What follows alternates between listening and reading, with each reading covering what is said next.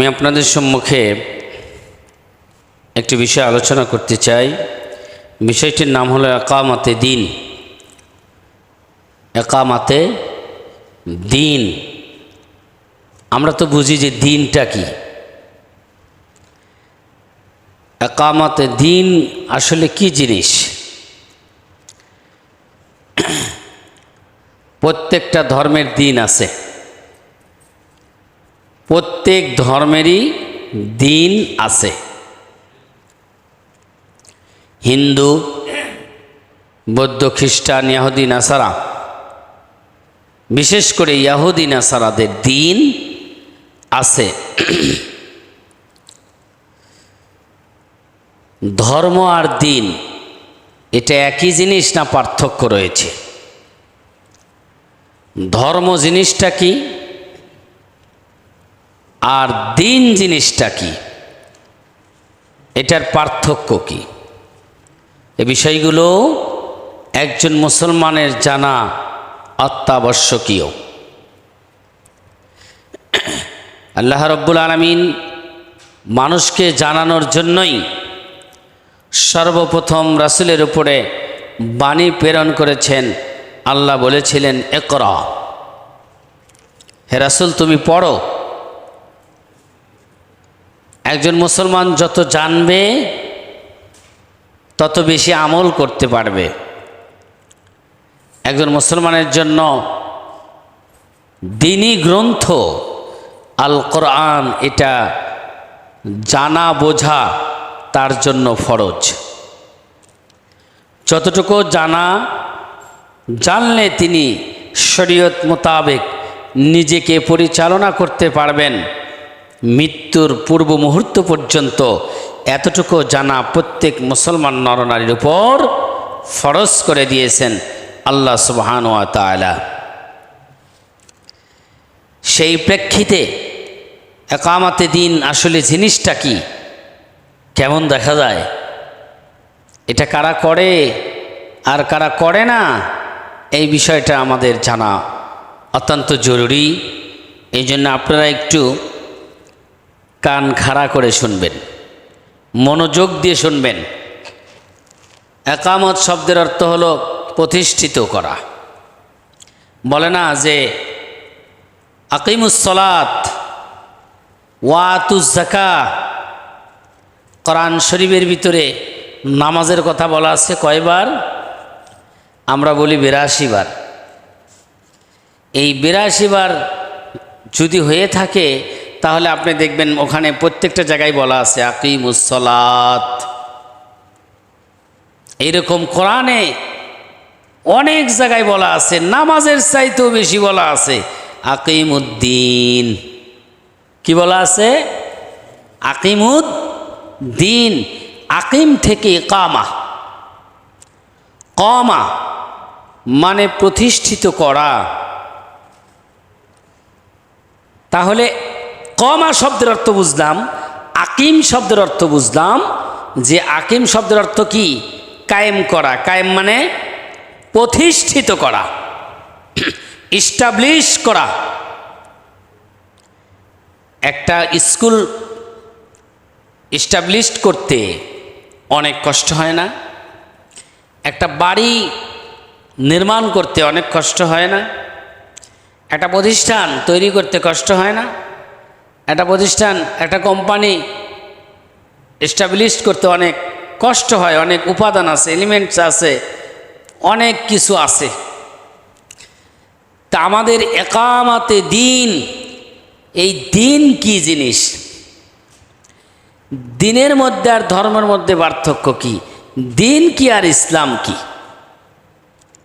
এই তিনটা বিষয়ে আমাদের ক্লিয়ার কনসেপ্ট থাকা দরকার। শুধু নিজেরই থাকলে চলবে না, এই বিষয়গুলো মানুষের কাছে আবার পৌঁছে দিতে হবে। এ দায়িত্ব আল্লাহ দিয়েছেন। যুগে যুগে যত নবী রাসূলগণ আল্লাহ রাব্বুল আলামিন প্রেরণ করেছেন, সমস্ত নবী আম্বিয়া ইকরাম তাদের একটাই কাজ ছিল, সেটা হলো দিন প্রচার করা। কথা বলেন ঠিক কিনা? দিন প্রচার করা। তাহলে দিন কি আর ইসলাম কি? আল্লাহ রাব্বুল আলামিন পবিত্র কোরআনে বলেছেন, হুয়াল্লাযী আরসালা রাসূলাহু বিল হুদা ওয়া দীনিল হক। দিন আছে, এই আয়াতের মধ্যে দিন আছে। হুয়াল্লাযী আরসালা রাসূলাহু বিল হুদা ওয়া দীনিল হক লিযহিরাহু আলাদ দীনি কুল্লি। এখানেও দিন আছে। আল্লাহ পাক বলতেছেন সূরাতুস সফের মধ্যে, আমি নবীকে প্রেরণ করেছি সত্য দিন নিয়ে, সত্য দিন দিয়ে, বিল হক, ন্যায় সঙ্গত দিন সহকারে আমি আমার রাসূলকে প্রেরণ করেছি। কেন? লিযহিরাহু, যাতে প্রকাশ করতে পারে, যাতে উচ্চ জায়গায় নিয়ে যেতে পারে, আলাদ্দীনি কুল্লি, যত দিন আছে দুনিয়াতে সমস্ত দিনের উপরে এই দিনকে যাতে বিজয়ী করতে পারে, বড় করে দেখাতে পারে, এই জন্য আমি বিশ্বনবী মুহাম্মদুর রাসূলুল্লাহ সাল্লাল্লাহু আলাইহি সাল্লামকে সত্য দিন সহকারে প্রেরণ করেছি। কার কথা? আল্লাহ রাব্বুল আলামিনের কথা। আল্লাহ সুবহানাল্লাহ বলতেছেন কেন নবী প্রেরণ করেছেন, এটা এখানে আল্লাহ জবাব দিয়েছেন। তাহলে দিনই তো মূল বিষয়, কি বলেন? এই দিন শব্দের অর্থ কি, এটা আমরা তাহলে একটু পর্যালোচনা করব ইনশাআল্লাহ। দিন শব্দের অর্থ অনেকেই বলে ধর্ম। আসলে দিন শব্দের অর্থ ধর্ম না। দিন শব্দের অর্থ ধর্ম না। পানির একটা ধর্ম আছে। কি পানির ধর্ম? কি? ভিজানো। পানির ধর্ম ভিজানো। পানিতে যেই হাত দেবে তার হাত ভিজে যাবে, কাপড় দেবে কাপড় ভিজে যাবে, যাই পানিতে দেন না কেন সেটা কি হবে? আগুনের ধর্ম কি? পোড়ানো। আগুনের ধর্ম পোড়ানো। তাহলে ধর্ম কি করে দিন হয়? ধর্ম কি করে ইসলাম হয়? এটা বোঝার বিষয়। ইসলাম কোনো ধর্ম না, ইসলাম একটা দিন। ইসলাম কি? এটা মানুষ বানিয়ে নিয়েছেন। ইহুদিদের ধর্ম এটা ধর্ম না, ইহুদিদের একটা দিন ছিল, খ্রিস্টানদের একটা দিন ছিল। ধর্ম হলো ধারণ করা। ধর্ম কি? একটা বিষয় ধারণ করা, একটা বিষয় নিয়ে ধারণ করা। যেমন পানির ধর্ম হলো ভিজানো, একটা বিষয় তো। তারপরে আপনার আগুনের ধর্ম হলো পোড়ানো, একটা বিষয়। কোনো একটা বিষয়কে ধারণ করার নাম কি? ধর্ম। আর দিন এটা না। দিন শব্দের প্রথম অর্থ হলো ঋণ করা। দিন শব্দের অর্থ কি? ঋণ। কার কাছে ঋণ? আল্লাহ সুবহানাহু ওয়া তাআলার কাছে ঋণ। আল্লাহ এত কিছু আমাদেরকে দিয়েছেন, এই জন্যে আমরা আল্লাহর কাছে ঋণী, আর এই জন্যে আমরা দিন পালন করি। দিন কেন পালন করি? আল্লাহর কাছে আমরা ঋণী। আল্লাহ আমাদের স্রষ্টা, সৃষ্টিকর্তা, পালনকর্তা, রিজিক দাতা, আইন দাতা, বিধান দাতা। আল্লাহ সব। আল্লাহ আমাদের খাওয়ায়, আল্লাহ আমাদের পড়ায়। সে আল্লাহ সুবহানাহু ওয়া তাআলার কাছে আমরা ঋণী। ঋণী তো। তাহলে আমাদের ঋণ পরিশোধ করা দরকার আছে না নাই? ঋণ পরিশোধ করতে হবে। কেমনে? দিন শব্দের অর্থ ঋণ। এরপরে আপনি আসেন, দিন শব্দের অর্থ হলো আনুগত্য করা। আনুগত্য। আনুগত্য কেমনে করবেন আপনি? আল্লাহ তাআলা যা যা করতে বলেছেন সব টু দা পয়েন্টে পঙ্খানুপুঙ্খানুভাবে ফলো করার নাম হলো আনুগত্য। আল্লাহ বলেছেন তুমি হজ করো, আমরা হজ করতে যাচ্ছি। কথা বলেন ঠিক কিনা? আল্লাহ বলেছেন তুমি রোজা রাখো, আমরা রোজা থাকতেছি। আল্লাহ বলেছেন তুমি নামাজ পড়ো, নামাজ পড়তেছি। আল্লাহ বলেছেন সুদ খাবে না, আমরা সুদ খাই না। আল্লাহ বলেছেন ঘুষ খাবে না, আমরা ঘুষ খাই না। আল্লাহ বলেছেন মিথ্যা কথা বলবে না। আমরা মিথ্যা বলি না। এটা হলো আল্লাহর আনুগত্য করা। আর আছে আল্লাহর আনুগত্য না করা। অর্থাৎ আল্লাহ বলেছেন সুদ খায়ও না, সুদ খাচ্ছে, ঘুষ খায়ও না, ঘুষ খাচ্ছে। আল্লাহর যে আইন পালন করার জন্য বলেছেন সে আইন পালন করছে না। এটা হলো আপনার নেগেটিভ আর পজিটিভ বিষয়। তাহলে আনুগত্য মানার নাম, আর আনুগত্য না করা এটা হলো আপনার আল্লাহকে অস্বীকার করা। আল্লাহর অস্বীকার মানে তগাউ ফিল বিলাদ, আল্লাহ দ্রোহী হয়ে যাওয়া। আল্লাহকে আনুগত্য না করা, আল্লাহর অনুসরণ না করা, এর মানেই হলো আল্লাহ দ্রোহী। যারা আল্লাহ দ্রোহী হবেন তারা কি জান্নাতে যেতে পারবেন? জান্নাতে যাওয়ার কোনো সুযোগ নাই। আর আপনার দিন একটাই। দিন কয়টা হবে? একটা, একটু পরে। তাহলে দিন শব্দের প্রথম কি? ঋণ। এরপরে বললাম আনুগত্য করা। দিন শব্দের সবচেয়ে বড় অর্থ হলো পূর্ণাঙ্গ জীবন ব্যবস্থা। দিন শব্দের অর্থ পূর্ণাঙ্গ জীবন ব্যবস্থা। আল্লাহ ওই জায়গায় এ কথাই বলেছেন, হুয়াল্লাযী আরসালা রাসূলাহু বিল হুদা ওয়া দীনিল হক। আমি আমার রাসূলকে পূর্ণাঙ্গ জীবন ব্যবস্থা সহকারে প্রেরণ করেছি। পূর্ণাঙ্গ জীবন ব্যবস্থা। এই জায়গায় ভালো বোঝা গেল না। আর এক জায়গায় আল্লাহ বলেছেন, আল ইয়াউমা আকমালতু দীনাকুম ওয়া নি'মাতি আলাইকুম। আল্লাহ বলেছেন আল ইয়াউমা আকমালতু দীনাকুম, আজ থেকে আমি তোমাদের দিনকে পরিপূর্ণ করে দিলাম। কি করে দিলাম?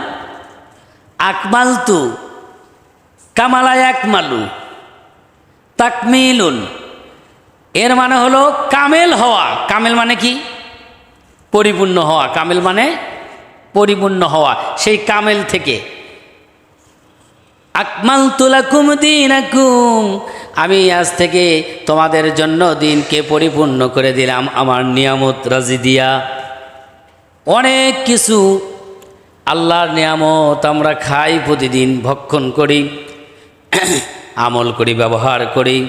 সব কিছু দিয়ে আমার আল্লাহ দিনকে পরিপূর্ণ করে দিয়েছেন। সুবহানাল্লাহ বললেন না?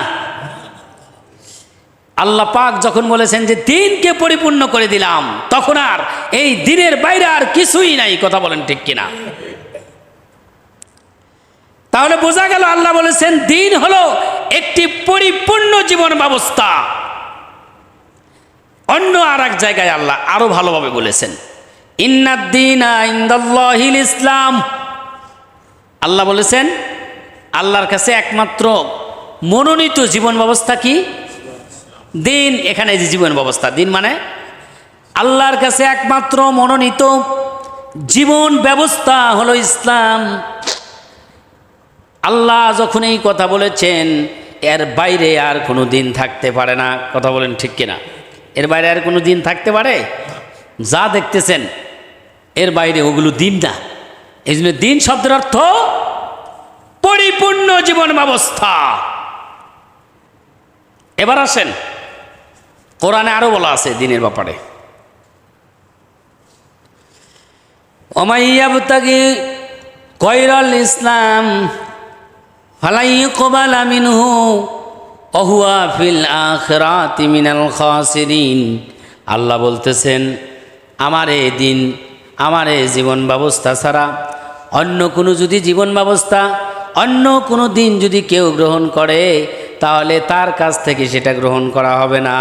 খোঁজে অমাইয়াবতাগি, ইয়াবতাগি, কেউ যদি অনুসন্ধান করে, খোঁজে গায়রাল ইসলাম, ইসলাম ছাড়া কেউ যদি অন্য কিছু খোঁজে, আল্লাহ বলতেছেন ফালাই ইউকবালা দীনা, আমি তার কাছ থেকে এই দিন গ্রহণ করব না। মানে এই ইসলাম ছাড়া অন্য কোনো জীবন ব্যবস্থা যদি কোনো মানুষ গ্রহণ করে, আল্লাহ বলতেছেন আমি এই ইসলাম ছাড়া অন্য কোনো দিন গ্রহণ করব না। অহুয়া ফিল আখিরাতি মিনাল খাসিরিন। আর কেউ যদি ইসলাম ছাড়া অন্য কোনো জীবন ব্যবস্থা গ্রহণ করে, কিয়ামতের দিন, আখিরাতের দিন তারা ক্ষতিগ্রস্তর মধ্যে পড়ে যাবে। নাউজুবিল্লাহ বলেন। এর মানে বোঝা গেল ইসলাম ইজ দ্য বেস্ট, এরপর আর কোনো কিছু নাই, আর অন্য কোনো ধর্মও নাই। আল্লাহর কাছে পারমিটেড কোনো ধর্ম আর নাই। অনলি ওয়ান পারমিটেড টু আল্লাহ সুবহানাহু ওয়া তাআলা, আল ইসলাম। ইসলাম ছাড়া আর কোনো দিন আল্লাহর কাছে মনোনীত না।